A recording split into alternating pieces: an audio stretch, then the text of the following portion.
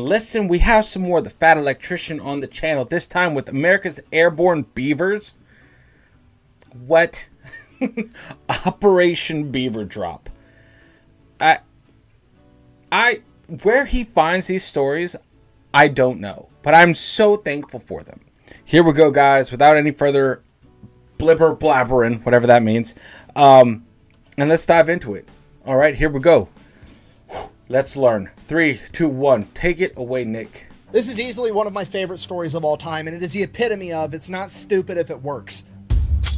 Oh, yeah. Today we're talking about Operation Beaver Drop, that time that a bunch of World War II veterans that worked for the Idaho Fish and Game Department got assigned the task of relocating a bunch of beavers to a different habitat, and they decided that the cheapest, safest, most cost-effective way to go about that was to strap them to parachutes and throw them out of a plane. And we're going to get into it right after this ad. Ingenuity there. Just yeet the beavers out of the plane. Straight up airborne beavers. I get it. I love that. What? Oh, man. Now, could you imagine nowadays? Could you just imagine the riots that would happen if you just decided to do that back in the day, man? I want to know when this was, to be honest. Nice beavers. All right, let's just take this from the top. Beavers, okay, one of my favorite animals. Why? Because I believe it is the animal that is most similar to humans. And I know what you're going to say. You're going to say, what about monkeys? What about apes? What about chimpanzees? They've all got thumbs and they poke shit with sticks and they eat bananas just like people do. That's fine. I understand that they're very similar to people. But beavers are the most similar to humans in spirit. We are the only animals on the planet with the audacity to walk into a new ecosystem and be like, wow, I hate everything about this. I could A, migrate, but I'm not going to do that. I'm going to go with option B and change everything about the world around me to make it suit me better and fuck everybody else. Now, do I enjoy the wetlands that beavers create with their dams? No, it's not my jam. However, game recognized game, because when a beaver sees running water and is like, "You gonna do this? Okay, fine." That's all I needed for him to do that, and it became personal with me. It's no different than when it's... You know, I heard that, which is weird, which is kind of weird. Like, their natural instinct is to prevent running water. It like drives them nuts. So they just turn, in their perfect world, right? All of their territory is wetlands, which I don't know. I don't know. I don't even know what. I thought this was going to be about freaking like some sort of operation where we transferred beavers in World War II as like an attack method.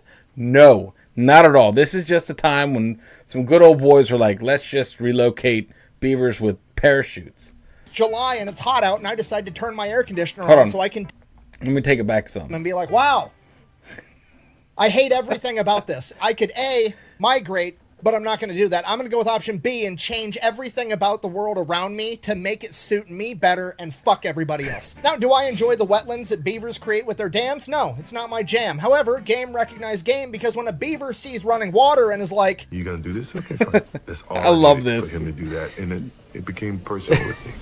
it's no different than when it's July and it's hot out and I decide to turn my air conditioner on so I can domesticate the wind so that my balls aren't hot, okay? It's about changing the environment around you rather than changing yourself. Okay, it's just that species-wide main character energy of, I don't need to evolve anymore, I'm perfect how I am, I'm going to evolve the world around me to some shit that I like more. So, while I have a great childish respect for beavers, unfortunately for the beavers, between the 15, 16, 17, 1800s, their furs made dope-ass hats and they were really popular all across Europe, and the beavers were almost hunted to extinction for their pelts. Okay, and as I'm sure you can imagine, no beavers means no beaver dams means no wetlands, and no wetlands messes up the entire ecosystem. Okay, we can't have it, we gotta quit killing all the beavers. So the early 1900s, people realized this, they put protections on the beavers, and we quit trying to hunt them to extinction, and actually try to help encourage their population to build back up, okay? Fast forward like 50 years, 1945, 1946, right around then, All the young men that went off and fought World War II are coming back home. They got a bunch of money from fighting that war. They want to get a wife, build a house, have some kids, do people things. So they start expanding. And one of the places this happens in is a town called McCall, Idaho. And they start expanding and the town gets bigger and bigger. And eventually it displaces a bunch of beavers that have been out in the woods doing beaver things for hundreds of years. And these new beavers get displaced and they go out and they start fucking up a bunch of farmers' fields and irrigation systems. And it gets to the point that the people in the town are just going to start shooting these beavers because they're messing everything up. At this point, the Idaho Fish and Game Department, presumably also full of World War I and World War II veterans, steps in and like, no, we're not gonna kill these beavers. These guys are awesome. They do a lot for the environment. We're gonna take them. We'll move them somewhere else where they can thrive. We're not killing beavers. We're just relocating them. So here's the plan. They're gonna capture the beavers alive. They're gonna drive them as far as they can on roads, and then they're gonna pack them in on horses and mules, miles and miles into the wilderness where they're not gonna be near any humans ever. And this is a complete disaster pretty much from the start. They capture the beavers alive, stick them in a cage, throw them on a truck, try to drive them hours and hours into the wilderness. This is really hard on them because beavers, they're a lot like me. I like to sit in my house in the air conditioning. They like to sit in their dams in the nice, damp, wet environment to keep cool. Beavers can't keep cool on the back of an unair conditioned truck in the mid 1940s. A lot of them are getting heat stroke, they're passing out, they're dying, they quit eating, or they get super agitated and they're very combative the entire time because they're hot. Then even if the beavers do survive the truck ride, they're all pissed off and angry, and now they're getting strapped to a horse or a mule, and that pisses off the horse because he's got a bunch of angry beavers all over him, and now the horse is pissed off, and the whole thing just, it doesn't work. So now the Fish and Game Department is like, well, what are we going to do? We got to save all these beavers. We want to get them up in the mountains so they can build their wetlands. It's going to help protect the town from flash flooding. It's going to prevent erosion. It's going to be great for the environment. We got to save these guys. And one guy at the Fish and Game Department presumably is like, I got an idea. Hear me out. We do have an awful lot of extra surplus parachutes from World War II laying around, and we've got a plane. Okay, now to us in 2024, this sounds insane, but you gotta remember, this is 1948, okay? There's no OSHA, there's no, rules and regulations, and it's in Idaho, which is basically the middle of nowhere at this point. Nobody's telling these guys what to do. A bunch of World War I, World War II veterans are like, huh, it's actually a pretty good idea, Jimmy. It did work at Normandy, and the beavers aren't even going to have Germans shooting at them, so pretty high likelihood they'll be fine. Let's try it. Hot damn. So, first order of business, we got to develop a box that opens up once it hits the ground and gets the beavers to the ground safely. Pretty simple. It's basically two halves of a box with some holes drilled in it. They weave the rope through. Once the parachute lands, there's no more tension on the rope. The box just kind of falls open, the beavers get out and start doing beaver things. So first we're going to test it before we put any innocent beavers at risk. We're going to take some empty weights, put them in the boxes, go up in the plane, drop them over the practice field, see how it goes. Goes fine the first couple of times, okay. Let's try it with one beaver, just for practice. So they go ahead, they pick an older male, he's out of his breeding prime, potentially dangerous to some of the younger males. If something does happen, he's lived out most of his life. They name him Geronimo because they're a bunch of meatheads and that shit's funny. So they put him in a crate, they take him up in the plane, drop him off over the practice field from 800 feet. Geronimo makes it and survives. Now obviously we're not going to put all our beavers in one basket because of one successful test run. We need multiple test runs to be certain that this is going to work. And now that Geronimo is technically our lucky beaver, he's going to do it again. So he does. Geronimo does it again and again and again, and he keeps jumping, more than 12 jumps this beaver makes. And by the end of it, the parks employees reported that Geronimo would actually run up to them and help them put him in the crate because he was ready to go again.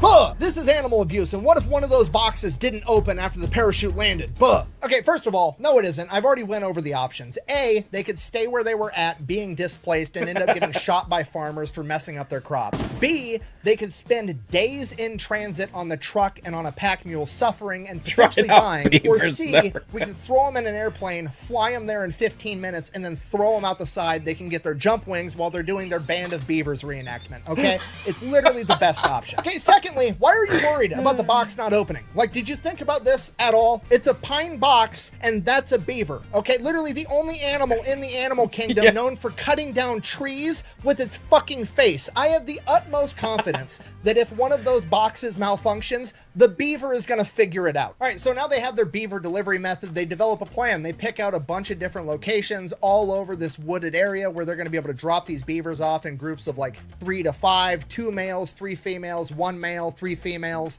something like that, enough that they're going to be able to rebuild their own little colonies, but they're going to be spread out enough that they're not going to congregate into one thing, and it's going to be a humongous boost to the beaver population. This is what conservation's all about. So they get that all figured out, they have the plan in place, they know the delivery method, now they just got to go catch all the beavers. So they go back to town, catch them all, there's 76 of them. They take them back, they start loading them in crates, and they're going to take them up in the plane and throw them out the side. And here's the best part about the whole thing. They filmed it. Into the drop. No way. Nearly ready for that flight back into the mountain. And this is where you can really start to see that this is a different time. I mean, look at this absolute Chad just manhandling this beaver into that crate with no safety equipment, no gloves, no iPro, nothing. If this were modern day, that guy would have leather protective gloves up to his elbow. He'd have safety glasses with a hard hat, with a face shield, with a leather apron. He'd have two dudes holding his hand while he did it just to make the safety guy happy. No, this is just some angry war veteran throwing a beaver into a box like it's another 8-hour workday. It's fantastic. Yep. That's it. They get the beavers loaded up on the plane takes off, they drop all the beavers in their designated drop zones. 75 out of the 76 survived. I don't know how they know this. I'm assuming they had people on the ground at the different drop locations to make sure the boxes opened or that the beavers made it or whatever. But apparently the one beaver that didn't make it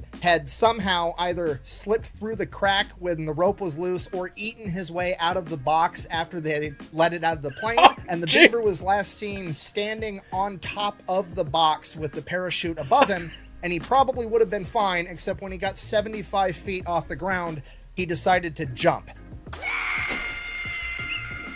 So on one hand, that's kind of sad, but on the other hand, natural selection. If the other 75 beavers figured it out and you didn't, it's probably on you. On a happier note, though, the boys at the Fish and Game Department decided to hook up their lucky beaver, Geronimo. This is posted in the Journal of Wildlife Management, Volume 14, Number 2, April of 1950. The article, Transplanting Beavers by Airplane and Parachute by Elmo W. Heater, Idaho Fish and Game Department, McCall, Idaho. And I quote, Geronimo had a priority reservation on the first ship into the hinterland, and that with 3 young females went with him. They had to hook up their boy. And he made it. Apparently they went to check in on him a couple years later, and his new colony was, and I quote, very well established. And Geronimo was not unique in that, because pretty much every drop zone ended up turning into a thriving beaver colony in the following years, because they kept tabs on this entire thing. And not only did it work, it was also super cost effective, because according to this journal, the cost of transplanting one of these colonies was $30. It was $2 for the box, $16 for the surplus cargo parachute, and the flight time, man hours, and fuel totaled to $12 for a total of $30 per colony. And just to be clear, that's the actual crazy part about this story. It's not the fact that they actually had airborne beavers to go save the environment. No, that seems pretty reasonable. The crazy part is that these guys back in the 1940s managed to get the job done, have fun, and record it, and they did it for like $300 to $500. Because we all know in modern times, if they wanted to do this, there'd have to be like a 15-year-long environmental impact study that costs U.S. taxpayers $25 million just so that the government could determine that if you drop beavers off in the forest, they will in fact do what beavers do. And then once the government goes ahead and says it is in fact okay to put beavers in the woods, it's going to take another 10 years for Lockheed Martin and Boeing to bid on the contract worth $100 million to relocate 100 beavers into the woods. Is it just me, or was that the stupidest thing we've ever seen? Hey, no, let me take it back. Look, 100%. Once big government gets involved, progress stops. Progress stops. In fact, it's like 10 steps backwards once big government gets involved. It is not efficient at all. And side note, that cartoon that was just on, Angry Beavers, was my favorite. Was one of my favorite cartoons when it was on the air. And it was, I rewatched it back not too long ago, just with my son watching cartoons. And for some reason, those cartoons were very short. Like, not the runtime, like the season runtime was pretty short. I thought they were on for like years. No, it was like 2 years. Anyway, that was a tangent. And Boeing to bid on the contract worth $100 million to relocate 100 beavers into the woods. Is it just me, or was that the stupidest thing we've ever seen? Sorry, I'm ranting. In conclusion, the moral of the story is, if it sounds dumb, but it works, It's not that dumb, and sometimes it's ridiculously cost-effective to just let people do their job. Yes. Also, beavers are cool, and airborne beavers are even cooler, and this has been the story of America's band of beavers, the Band of airborne paratrooper beavers that went in to save the environment. Thank you for watching. Best way to support the channel is go buy some merch over at electrician.com. Quack, Love bang. that. Love that, man. Come on. I didn't make a single vagina joke in that entire video. I'm finally maturing. Oh, and one more thing. Don't forget to go check out Conflict of Nations, okay? You get to pick your own country, mainly the United States. Otherwise, let's face it, you're just competing for second place. Don't forget to use my code down below to get the freebies. I'm going to go conquer Wisconsin. Why? Because they've got spotted cow beer, and I want some. There you go. Sir, just so we're clear, the Angry Beavers is a kid's cartoon.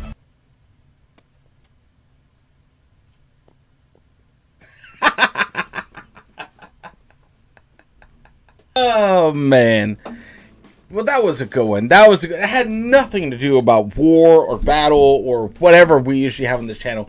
I was misled. Pleasantly misled. Okay? This is great. Much love. Make sure you unplug. Do something absolutely legendary. And I will see you all in the next video. Later, guys.